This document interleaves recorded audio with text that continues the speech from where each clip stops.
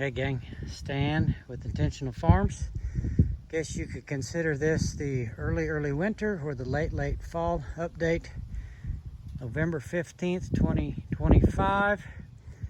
Just trying to catch up on the video blog or the diary, whatever we're calling it.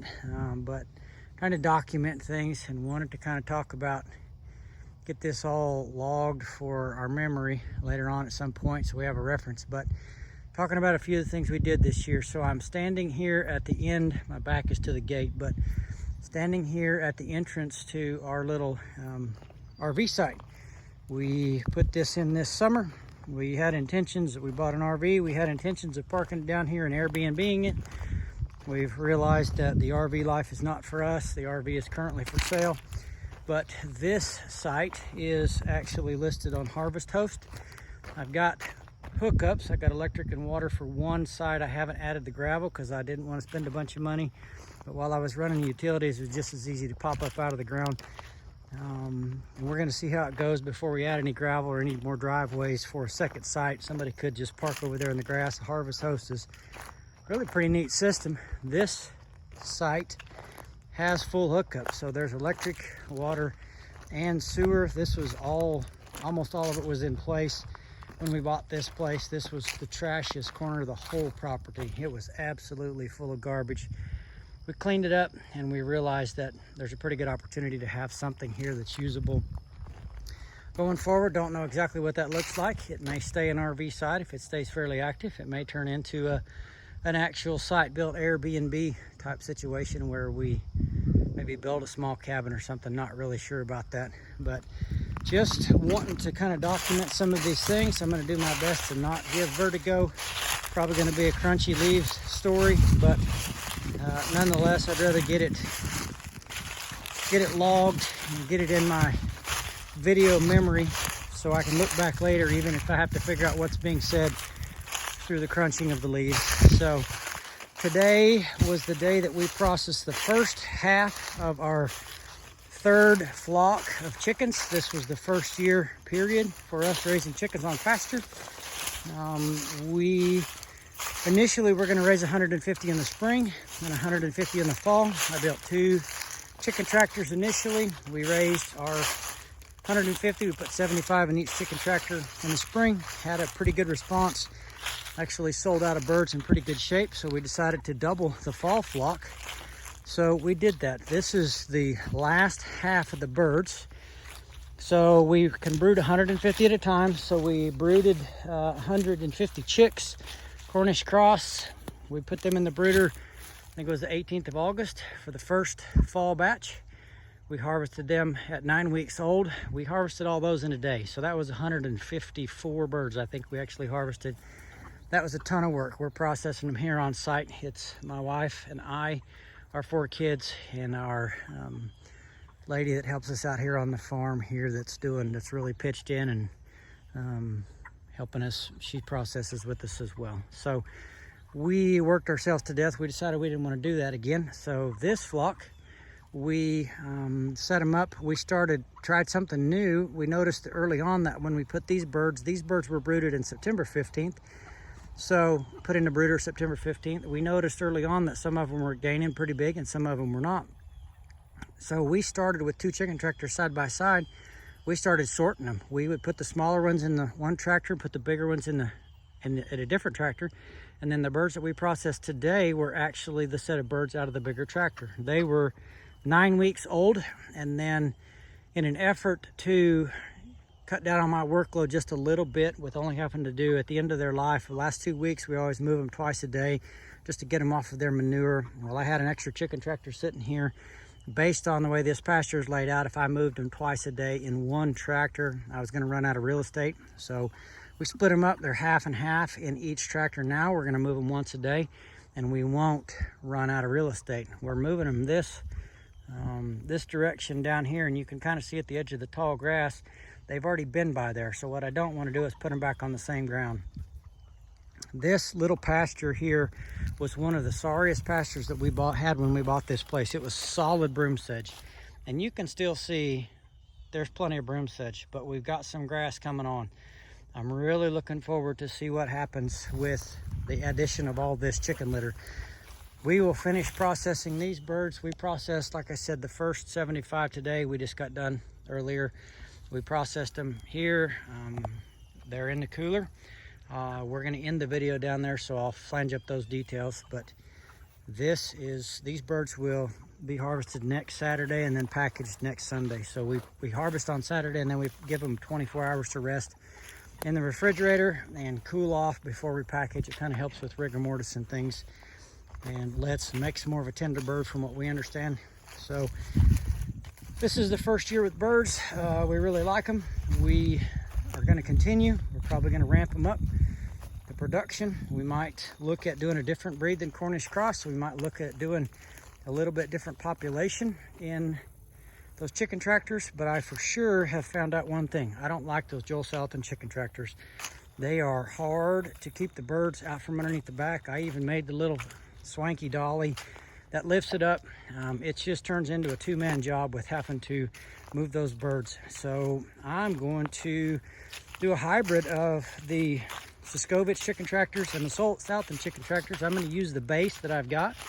I will be taking the flat roofs off, and I'm going to be adding a pitched roof. By doing that, my thinking is I'll be able to put somebody inside while I'm moving and also be able to see.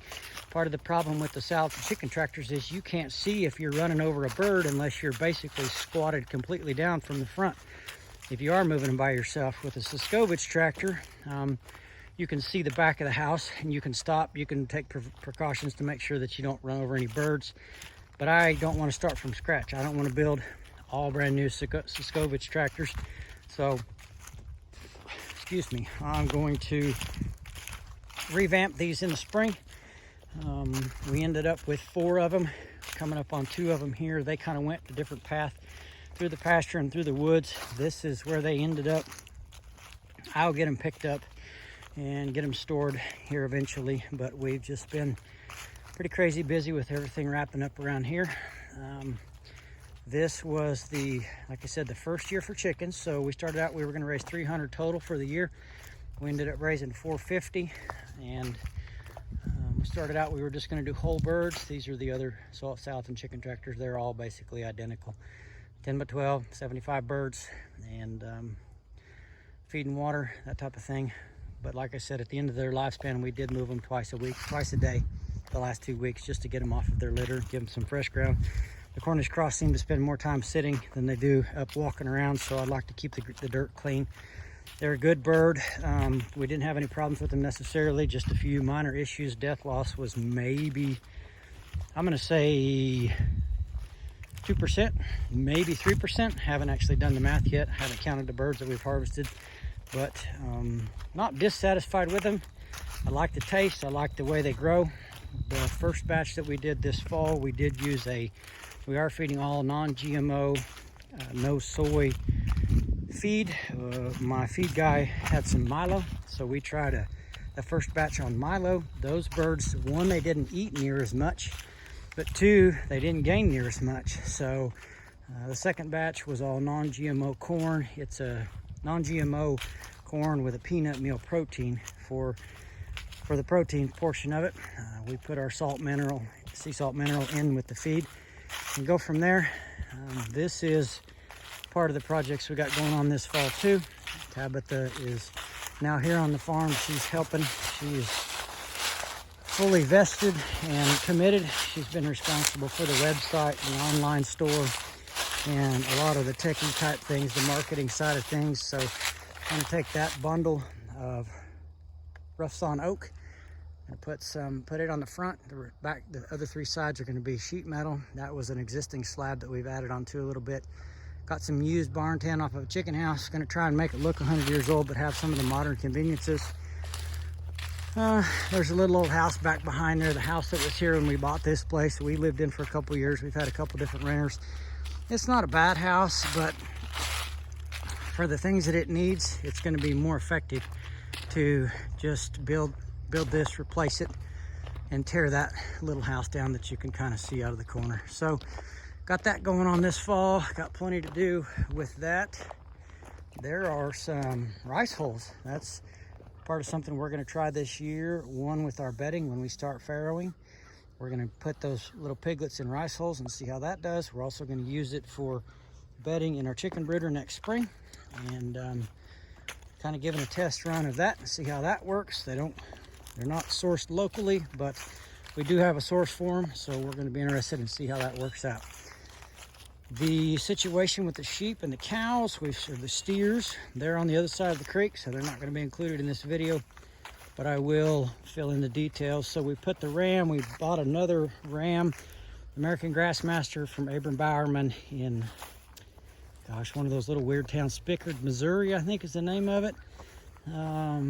He's got that flock of sheep that he calls American Grassmaster, heavily Katahdin based, but highly parasite resistant. We used one of his rams last year. Really pleased with it, so I bought another one this year. We put him in about 3 weeks ago, and 2 weeks ago, I guess. And so he's busy doing his thing. And then after this year, we're going to close our flock. We're going to start saving our own rams and breeding them back. Line breeding, close the flock, whatever you want to call it. The steers are across the creek. They're doing well. They probably will be ready, I'm hoping, late spring, early summer next year. Going to be pretty particular about what time and how we harvest them, make sure that they're in good shape. I don't want to rush it. My goal is to provide the best quality protein that we can, and getting in a hurry with raising protein is not something that you're going to easily remedy if you rush it. So they're over there. We do have 3 feeder pigs left. I'm going to stop here and pause for just a minute. We do have 3 feeder pigs left on the other side of the creek.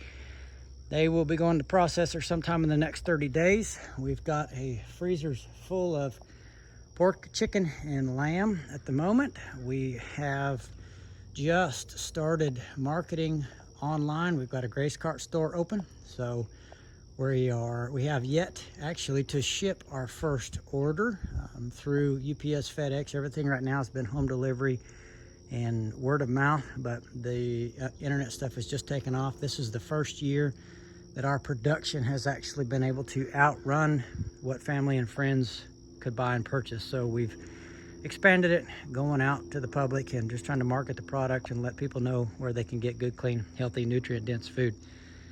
The hog breeding situation, we've got 1 sow, Hereford sow, we've got a Hereford boar, we've got a Hereford gilt, and then we've got 3 Berkshire gilts that there's going to be a combination of natural breeding and AI, just depending on which group of girls we're working with. The boar's not broke to the hot wire. The gilts are, the sow's not, so we're just gonna kind of hunt and peck and pick our way through which ones we AI, so we don't have to mess with training the boar to the hot wire. We're going to use him and then probably keep some of his females for replacement gilts going forward. This is our chicken processing setup. So the state of Arkansas, actually it's a federal exemption. I don't remember the number at the moment, but the number, there's a federal exemption if you're processing. There's several levels of it, but for sure under 1,000 you can process your own birds.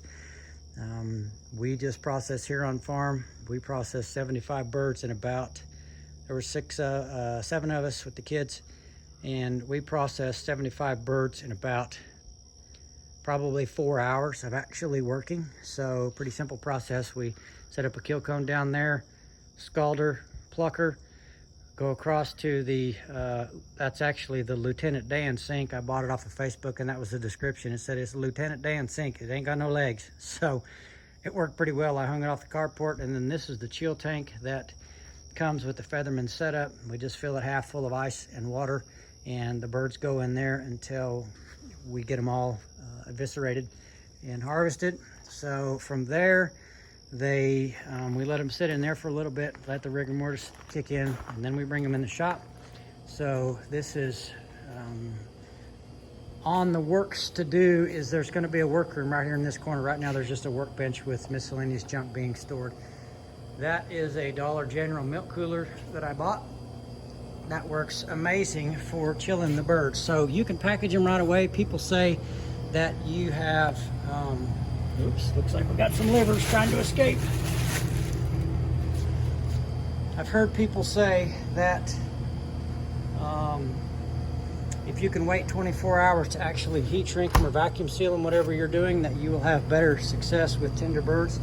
So I bought some baker's racks, and they fit just perfect in there after taking the casters off. We did, the last time we harvested 150 birds, we did get 150 birds in there. It was tight. They were littler birds. They were on every rack, and it was all we could do. But we will let them sit in there for at least 24 hours, and then tomorrow or even Monday evening, we're going to start breaking them down, vacuum sealing and heat shrinking them. This is our setup for the moment with our product. It's not quite as organized as what it will be by the time tomorrow, but we've got full selection of pork in there. We had some chicken. When you're freezing this stuff, you've got to scatter it out. If you just fill a deep freeze full of chicken, it'll take way too long to freeze, and you don't want that stuff on the inside to do that. So we thin it out. This is all ground lamb. This is one of those giant coffin freezers. You could put several bodies in here, I suppose, if you were of a mind to. But this is completely full of lamb product. There's loin chops, ground lamb, ribs, leg of lamb. We've saved everything. We've got the bones for bone broth. We've got a little bit of everything. We got some primal. We had some ground lamb with the organs put back in there. That's really good stuff. You can actually get your vitamin-rich ground without having to choke down the liver, which is hard for some of us. I'm raising my hand if you can't see it. This is our freezer that we'll be putting most of our chicken in there. That's chicken from last time. Kind of got it spread out so it's going to help freeze the stuff that we put in there tomorrow. This is pork. Again, that one's full of pork chops. We just put product in our first retail location in downtown Siloam Springs. So there's a friend of ours that's got a business down there that's bringing in local goods, and we have stocked it with, that's all ham, pork chops, roasts. There's bones in the bottom of that. We've stocked it with pork, lamb, and we're getting ready to put some chicken down there, I think. This one, this is the money cooler. This is what everybody wants. Bacon. There's a ton of bacon. There's a bunch of ground in there. There's bratwursts. It's pretty fantastic stuff. The bacon, this pork actually came off of a friend of mine's farm that raises them the same way. His pigs are farrowed outside. We've been picking up his feed. It's been more convenient to do that. So he's been using our standards, so he didn't really have a good way to market. So we brought it in underneath our label, same regenerative type principles. His pigs are, like I said, farrowed outside. They are raised outside. They root around, they eat grubs and worms, and they are just an outdoor pig getting to have a good old time. And then when they're of weight, we took them to the processor, and we've kind of linked arms doing that, marketing that, and putting that out there. There's some more rice holes. Just trying to make sure I don't have any other details that I need to get on here before I cut this off, because if you've ever watched more than one of my videos, you know that I'm not very good at editing, or am I even capable of editing. So since we're this close to the barn, let's walk down here and get the pigs on the video. I'm not going to walk all the way across the creek to get the sheep and the steers, but sheep and steers are still grazing right next to each other. So we move the sheep every other day. We move the cows, the steers every day. They get a little fresh grass every day, but the steers are now right behind the sheep. So we ran the sheep right behind the cows for quite a while, and now we have flip-flopped them. The sheep and cows are both dead-end hosts for parasites that affect the other one. So we've given the sheep an opportunity to get out front, get the fresh grass, and enjoy that. That is, well, there's the gilts too. We might just get them all on film. That's Sarah. That's our Hereford sow. She's been trying out some of those rice hole bedding. Softest place in the paddock to lay. There's two of our Berkshire gilts. Oh, there's the third one. You can can tell they're digging life. Got a nice little hole dug up there. I don't remember which one's which, but it's surely Goodness and Mercy. I can't tell them apart just yet, but you can tell that they're pretty happy to be here.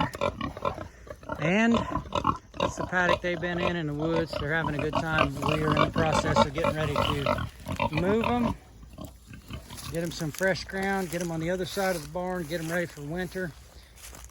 Old Rosie was named Rosie. We named her Sarah. Yeah, I know. Sweet girl, ain't you? Yep. And that's Abraham. I guess I even have to walk over there since he's, get it? Sarah and Abraham, get it? That's Abraham. He is a grocery hound. He thinks I'm here to feed him, give him his evening rations, but I'm not.